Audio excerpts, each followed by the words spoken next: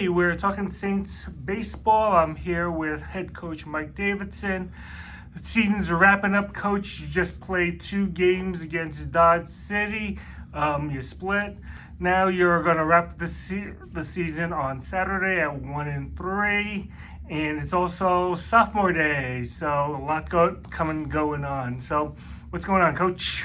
Well, yeah, it's kind of hard to believe we're at the end of the year. How things have really gone fast. But yeah, our last 2 home games, it's unfortunate. You know, we haven't been where we needed to be this year, and so we're going to have to go on the road and try to take care of business. So we'll see where that ends up. We need to get 2 wins this weekend. We went to Dodge yesterday and split. Did not play well in the first game and didn't really play well in the second game, but the kids just kind of gutted it out and found a way to, in the last couple innings, to score some runs and get us back on the bus with the win. So it did what we needed to do, and so we got a sweep here at home, and then that should vault us above Dodge, and then depending on what happens with Butler and Colby, we could possibly jump another spot. We'll just have to see. Yeah. You know, the cards will have to fall where they are, but yeah, we're excited to kind of wrap up the season and head on to the postseason. And like you said, you know, I mean, you're not where you want to be. At the same time, though, team has sort of ramped it up at the end of the season. You know, some people say like you're playing well at the right time. You won 10 out of 14. You know, you had sweeps. You had a couple hard. You know, the 2 games against Garden City. Don't want to dwell on that, but boy, you had those 2. And if you did that, you've won 12 of your last 14 going in. And your pitching yesterday, while the first game wasn't really well, your relief pitching came up big. Right. You're hitting. It's all about hitting sometimes when you can't hit, and when that happens, especially the way that your team has won the last few games, you know, you guys have come from behind. So I get the sense, and I don't know if you do, is that team has no fear of a deficit. You wouldn't like that, but right. It's nice to know that these teams can always go back. And when you guys won in the 8th and 9th innings to tie it up, where you guys were down by 6, and you guys just came back. So it's nice, I think. So you've got to be kind of confident, not confident, but optimistic. Yeah, I mean, there's no quitting these guys. Mm-hmm. They're not going to roll over and let you kick them. Mm-hmm. You know what I mean? And game 1 yesterday was the score really doesn't dictate the actual outcome of the game. Mm-hmm. I mean, Braden Whipple threw well for 4 innings, and then or 3 innings, and he made a bad pitch to the 9-hole hitter. We hung a change up, and he ripped the ball down the line, and you know they scored 3, right. And then we don't fill the bunt, and then at the same time we throw it in the corner, mm-hmm. With runners at first and second. That scores 2, so now it's 5-0. Right. You know what I mean? And then we don't take care of a ball, 6-0. Mm-hmm. I mean, it just kind of got out of hand. Right, sort of mushroom there, as it usually does. Yeah. Yeah, it just kind of got out of hand. Mm-hmm. He threw the ball well, mm-hmm. and the most disappointing part was our approach at the plate. We had told him all week long, like, there are not a lot of big veto guys. You're gonna have to stay in the middle of the field. You're gonna have to hit balls on the backside of the runners. Right. They're gonna throw a lot of soft stuff at you and show you, and we just hooked balls to shortstop all day long and popped up in the air. Right. Just disappointed in our approach. Mm-hmm. But again, like I said, they went over there and did what they had to do. They found a way to get game 2, and Brown did his thing again. Yeah. He absolutely got hosed on a call on a foul ball. Mm-hmm. In the 5th inning. The ball landed probably a foot on the backside of the bag, and the guy tried to tell me it landed in front of the bag. It didn't. Everybody saw it. You go back and watch the videos. On the outside of the bag, it was foul, but they scored 3 runs on it. Right. And then they bunt a ball back to us. We don't handle it. They bunt a ball to third. We don't handle it.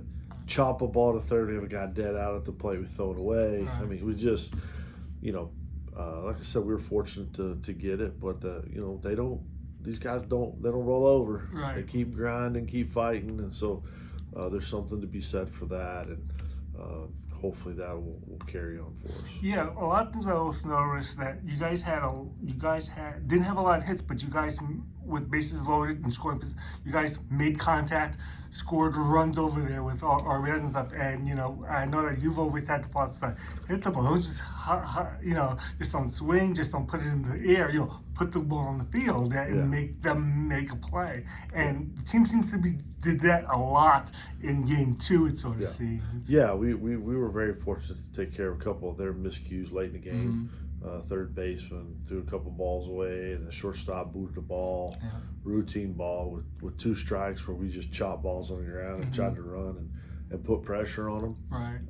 And it worked out for us. So we got to continue to do the same thing. Like I said, the wind was blowing in at 15 to 20, and that's a big field. And if you hit the ball in the air, well, it's a lot of time to run underneath it. And so, they made the adjustment in the second game, and again, like I said, we were able to get out of there with a W, and that's what we needed to do. Right. So we get to come home and do our thing. Okay, and Saturday is also Sophomore Recognition Day, Right. and you guys, have the opportunity to say goodbye to these sophomores.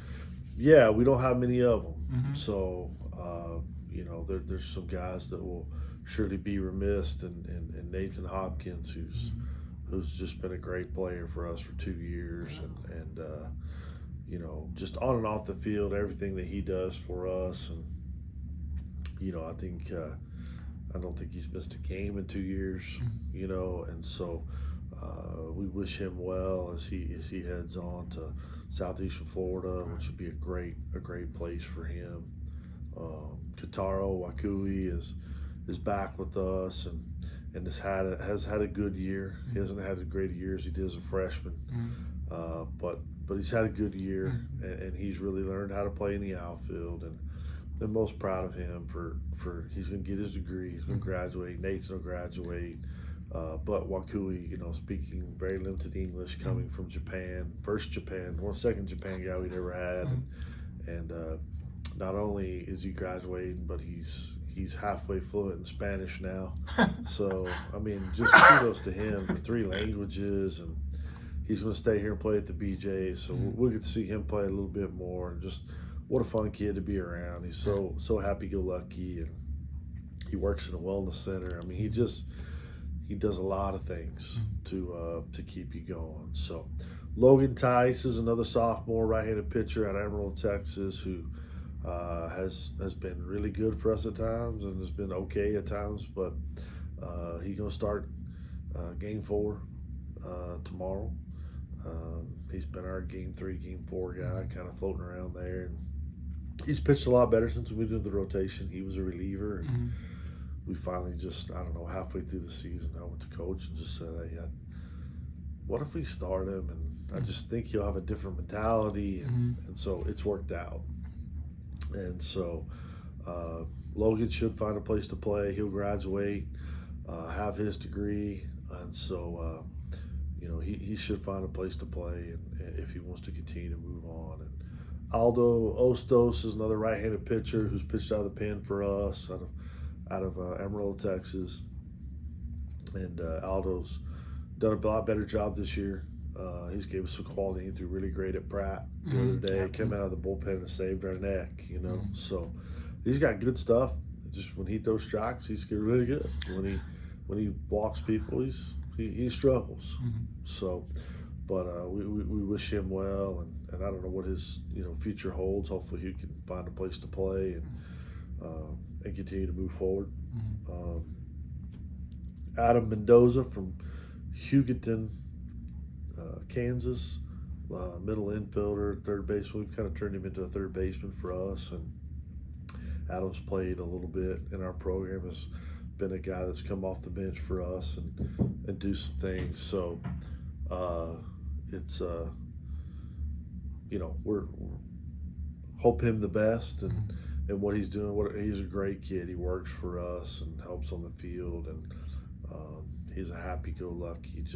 He's a really, really good kid, solid kid on that part. So trying to think, Caden Juarez Caden has just battled through a lot of stuff and has had a lot of off the field issues with his family, and he's got some issues. In fact, he's going to have surgery at the end of the year. Nobody really known this so much, but he's got some bone spurs in his left elbow, and he's just been grinding through and trying to play. Up his swings, sometimes his hand goes numb, and so I mean, kudos to him. He's tried to buck up and just play through and do all that, and he's a fine young man, and I appreciate him. You know, he could have very easily said, "Hey, I want a red shirt." With everything else that was going on and troubles we were having early on, he just said, "Coach, I'm gonna ride it out, and I can fight through it, I think." And so, great kid. He'll graduate, have his degree. Adam will graduate, have his degree. So that's the most thing that you're proud of, is these kids come here in 2 years and they grow up a ton, become good young men, and they have their degree, so they can go on and do whatever they want to do. If they want to continue to play baseball, then we will help them with that. If they want to go to work or they want to do that, then we'll help them with that too. You know what I mean? I firmly believe that's the biggest part of our job. I've got kids calling me from many years ago, "Coach, can I use you for a reference? Coach, can I use you for a reference? Coach, can you call this person and help me get a job?" And we jump on that as soon as we can, because if they were good people and did good things in our program, then I think we owe that to them. You know, so that's just part of being a coach, and we want to see them be successful just like their parents, and we wish them all well. Then Jacob Urias, or Urias, I always say Urias, I say it wrong. He corrects me a lot. But Jacob's a transfer in from Ranger. He's going to graduate and can move on. He was a redshirt freshman coming from Ranger, so we expect him to probably move on. He's going to get his degree, and Jacob's come in here and solidified second base for us a little bit. He and Emery and those guys. Just missed hitting the ball out yesterday into the wind. He hit a rope to the left. I mean, I didn't think there was any way possible, but he cut that thing through, and the guy caught it right up against the wall. I was like, dang. So he's a strong guy. I know him a little bit, but we got him in semester. You know what I mean? So haven't had a chance to be around him for 2 years like everybody else, but he's a yes sir, no sir kid, and he's from West Texas, kind of partial to my heart from where I'm from, and he gets it. He's been a good kid, and he'll find a place to play if he decides he wants to move on, or we got to sit down and have that talk. He has the option to come back with his redshirt deal, but he's got his degree and everything in hand. So if we can find him a place to play, probably be the best place. You have 3 years at a 4-year to play. But been a great kid. His family fed us when we went to Odessa. Is just good people. They're West Texas people. So that's what we make a living down in that area, in Amarillo and Lubbock and Midland, and they're just different people. But we're excited Jacob decided to come here and play for us, and we wish him well also. Yeah. Okay, so the Saints wrap up their season on Saturday at Branco Field. The games are at 1 and 3. The ceremonies will be starting probably around 12:40 or so, but get in at 12:30, so make sure that nothing happens over there. Admission is free. Come out and root on the Saints, and also give your honors and recognize these sophomores. Coach, good luck. Thank you, sir. Okay.